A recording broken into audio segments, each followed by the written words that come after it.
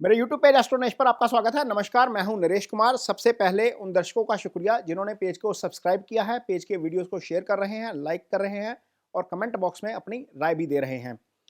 आज बात करेंगे राहु और केतु के गोचर की। इस गोचर का 2024 में आपके ऊपर क्या असर पड़ेगा, इसके ऊपर विस्तार से चर्चा करेंगे। लेकिन सबसे पहले ये जानेंगे कि राहु और केतु कब गोचर कर रहे हैं। ये गोचर हो रहा है इस साल 30 अक्टूबर को, यानी कि पूरा साल इन्होंने गोचर नहीं किया और 30 अक्टूबर को गोचर करेंगे। ये वक्र अवस्था में चलने वाले ग्रह हैं और 30 अक्टूबर को गोचर करने के बाद 24 में भी गोचर नहीं करेंगे। ये फिर 18 मई 2025 को गोचर होगा अगला। तो जब 18 मई 2025 को गोचर होगा उसके बाद चीज़ें अलग होंगी। लेकिन ये जो 18 महीने का पीरियड है, इनका गोचर का जो समय होता है, उसके दौरान आपके ऊपर क्या फल फल जो मिलेंगे वो बताएंगे मेष राशि के जातकों के लिए। लेकिन सबसे पहले ये समझिए कि गोचर फल कैसे करता है। बेसिकली इन दो प्लैनेट्स की ना तो फिजिकल एग्जिस्टेंस है, ना ही इनकी कोई राशि है। ये वहां बैठते हैं, जहां पर बैठते हैं उसी भाव का फल करते हैं। जिस राशि में बैठते हैं उस राशि के स्वामी का फल करते हैं। तो बेसिकली जहां पर ये बैठेंगे उसी का फल कर देंगे और जिस प्लैनेट की राशि में बैठेंगे उस प्लैनेट का फल करना शुरू कर देंगे। लेकिन इनका जो गोचर है, इसका जो फल है, बड़ा इंस्टेंट होता है। ये घड़ी की सेकंड की वो सुई की तरह काम करते हैं। कोई भी प्लैनेट हो, जैसे राहु और केतु भी। जैसे मान लीजिए आपकी महादशा जो है वो आपकी घंटे वाली सुई है, आपकी अंतरदशा मिनट वाली सुई है और गोचर यदि अच्छा आ जाए तो आपके लिए बहुत अच्छा हो जाता है। ये एग्जीक्यूशन बड़ी जबरदस्त करवाते हैं। तो मेष राशि के लिए क्या फायदेमंद होने जा रहा है ये बताएंगे, क्योंकि अल्टीमेटली फायदा ही होने जा रहा है। इसको चार्ट चार्ट से समझाएंगे कि कैसे होगा। ये 30 अक्टूबर की कुंडली है। 30 अक्टूबर के दिन आपकी कुंडली में गुरु और राहु जो है वो लगन के ऊपर से गुजर रहे होंगे, चंद्रमा दूसरे भाव में गुजर रहे होंगे, शुक्र चौथे में, बुध मंगल सूर्य और केतु जो है वो सप्तम में गुजर रहे होंगे और शनि 11वें भाव में गोचर कर रहे होंगे। अब इससे फर्क क्या पड़ेगा, जैसे ही 30 अक्टूबर शाम के समय ये गोचर करेंगे, राहु यहां पर 12वें भाव में आ जाएंगे। अब राहु का 12वें गोचर अच्छा नहीं होता, ये क्लियर है। लेकिन चंद्रमा के ऊपर से राहु का हट जाना अपने आप में बहुत बड़ी राहत होगी। केतु क्या करेंगे, केतु यहां से छठे भाव में आ जाएंगे। अब केतु का छठा गोचर बहुत शानदार होता है। इसका मतलब यह हुआ कि आपके लिए दो चीजें बहुत पॉजिटिव हो गई। एक तो चंद्रमा के ऊपर से राहु का प्रभाव हट गया। राहु बेसिकली क्या है, जब समंदर मंथन हो रहा था तो स्वर भानु राक्षस जिसकी गर्दन काट दी गई थी, वो ऊपर वाला पार्ट जो है उसका राहु है, वो सोच पैदा करता है, नेगेटिव सोच भी और पॉजिटिव सोच भी। यदि राहु अच्छा है तो वो आपको पॉजिटिव सोच की तरफ ले जाएगा, क्रिएटिव बना देगा। यदि राहु खराब है कुंडली में तो आपको नेगेटिव जो है वो बना देता है। आपका टेंडेंसी जो है वो नेगेटिविटी वाली हो जाती है। तो ये चंद्रमा के ऊपर से राहु का प्रकोप जो है वो हटना अपने आप में बहुत राहत वाली बात हो जाएगी। उसके राहत वाली बात मैं इसलिए बोल रहा हूं क्योंकि गुरु यहां पर अब फुल जो है वो पूरा फल करना शुरू कर देंगे। पहले गुरु राहु के साथ से ये युति टूटेगी। इधर केतु सप्तम में जो गोचर कर रहे थे वहां पर अब छठे भाव में आ जाएंगे। छठे का गोचर गुरु का केतु का बहुत शानदार होता है। जितने भी पाप ग्रह हैं वो छठे भाव में अच्छा फल करते हैं। तो केतु एक पाप ग्रह है, मंगल की तरह फल करते हैं। मंगल जैसी ही दशा होती है, 7 साल की दशा होती है। शनि की दशा जो है वो 19 साल की होती है, राहु की 18 साल की होती है। तो ज्योतिष में कहा जाता है शनिवत राहु कुजवत केतु। तो शनि जो है, शनि और राहु एक जैसा फल करते हैं, केतु और मंगल एक जैसा फल करते हैं। अब बताएंगे कि केतु का छठे आना आपके लिए क्यों अच्छा है। राहु का तो मैंने बता दिया कि क्यों अच्छा है, क्योंकि ये चंद्रमा के ऊपर से हट जाएंगे, यहां पर आ जाएंगे, गुरु फल अच्छा करना शुरू कर देंगे। केतु का आपके लिए छठे जाना क्यों अच्छा है ये बताएंगे। अब केतु जब छठे बैठेंगे तो एक दृष्टि यहां पर जाएगी दशम भाव के ऊपर। यहां पर दशम भाव के ऊपर केतु की दृष्टि का आना एक तरीके से आपके लिए बहुत अच्छा हो जाएगा। ये भाव क्या है, ये भाव बेसिकली आपका कर्म स्थान है। आपका जो कर्म है, जितना भी प्रोफेशन है, कारोबार है, जॉब है, बिजनेस है, कुछ भी है, वो आपका इसी भाव से आता है। तो अल्टीमेटली यहां पर केतु की दृष्टि आपके लिए प्रोफेशनल सक्सेस जो है वो लेकर आएगी। आपको अगले 18 महीने, यानी कि 1 नवंबर के बाद के अगले 18 महीने आपको सक्सेस मिल सकती है।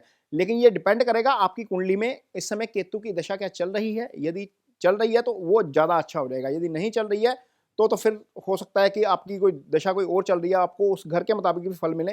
लेकिन यदि केतु की दशा चल रही है या अंतर्दशा चल रही है तो निश्चित तौर पर केतु यहाँ पर अपने शुभ फल करेंगे। ये मेष राशि के जातकों के लिए। अब केतु की एक दृष्टि जाएगी सीधा 12वें भाव के ऊपर, क्योंकि वहां पर राहु है। तो जो मेष राशि के जातक विदेश से संबंधित काम करते हैं, आईटी से संबंधित काम करते हैं, उनके लिए बहुत अच्छा है।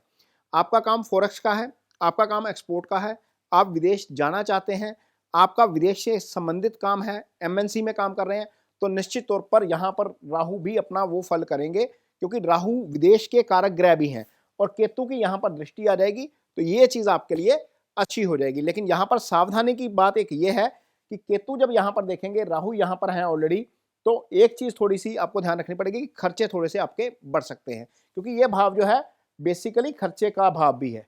यहाँ से हम खर्चा भी देखते हैं, यहाँ से हॉस्पिटलाइजेशन भी देखी जाती है, तो थोड़ा सा सेहत को लेकर आपका कंसर्न हो सकता है। लेकिन ये भाव जहां पर केतु बैठे हैं, खुद विराजमान है, वो भाव होता है रोग ऋण शत्रु का।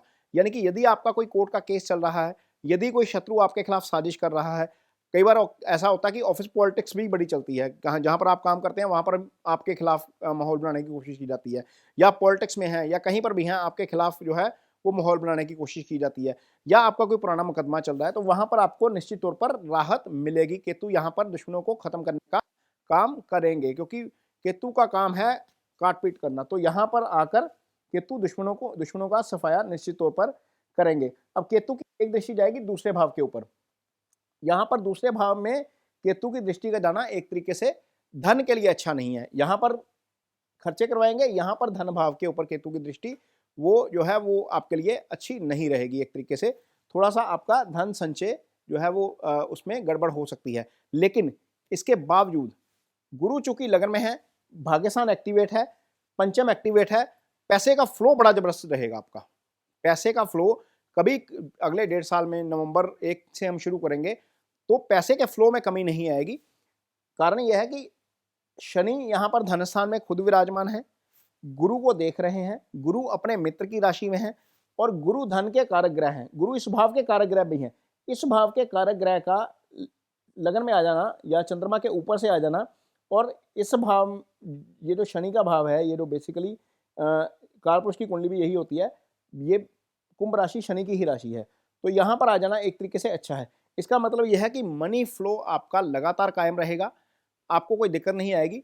लेकिन एक चीज थोड़ी सी आपको ध्यान रखनी पड़ेगी, मंगल और सूर्य ये दोनों जो प्लैनेट हैं वो सामने देख रहे हैं लगन को, तो थोड़ा सा टेम्परामेंट जरूर कंट्रोल करके रखना पड़ेगा। नहीं तो दूसरे भाव के ऊपर जब मंगल की दृष्टि भी है, केतु की दृष्टि है, तो फैमिली में यानी कि कुटुंब में, आपके इनलॉज में आपको दिक्कत हो सकती है। यहाँ पर राहु की दृष्टि अष्टम पे जाएगी तो सडन प्रॉफिट भी हो सकता है आपको, क्योंकि ये भाव जो है वो सडन प्रॉफिट का भाव है, सडन लॉस का भी भाव है।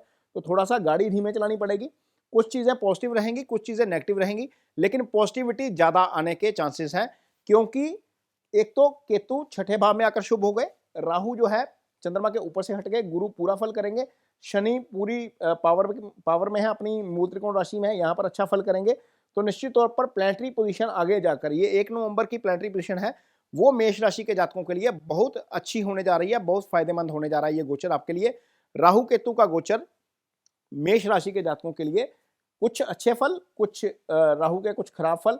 यहाँ पर राहु की दृष्टि चौथे भाव पर भी जा रही है, शुक्र ऑलरेडी यहाँ पर विराजमान है, ये पीस ऑफ माइंड का भाव होता है, यहाँ से हम प्रॉपर्टी देखते हैं, यहाँ से एसेट्स देखी जाती है। तो इस भाव के ऊपर इस भाव का एक्टिवेट होना एक तरीके से आपके लिए अच्छा है, यानी कि गाड़ी खरीदने की योजना है तो वो पूरी हो सकती है नवंबर दिसंबर आगे जाकर अगले 6 महीने में, क्योंकि गुरु यहाँ पर पूर्ण रूप से फल करेंगे, इस भाव को भी एक्टिवेट करेंगे, यहाँ पर भी एक्टिवेट करेंगे। तो गाड़ी या कार या एसेट्स खरीदने का प्लान आपका है तो वो भी आपको पूरा होता हुआ नजर आएगा। लेकिन थोड़ी सी माँ की हेल्थ को लेकर चिंता हो सकती है, वो थोड़ा सा आपको ध्यान रखना पड़ेगा। तो ये मेष राशि के जातकों के लिए 2024, ये पूरा साल 2024 यही स्थिति रहने वाली है राहु और केतु की, ये चेंज नहीं होंगे। राहु और केतु का 2024 का जो है मेष राशि के जातकों के लिए ये गोचर फल रहेगा। ये वीडियो आपको कैसा लगा, इस पर कमेंट बॉक्स में अपनी राय जरूर दीजिए। यदि ये वीडियो अच्छा लगे तो इसे शेयर जरूर करिए, पेज को सब्सक्राइब जरूर करिए। इसके साथ ही मुझे दीजिए इजाजत, नमस्कार।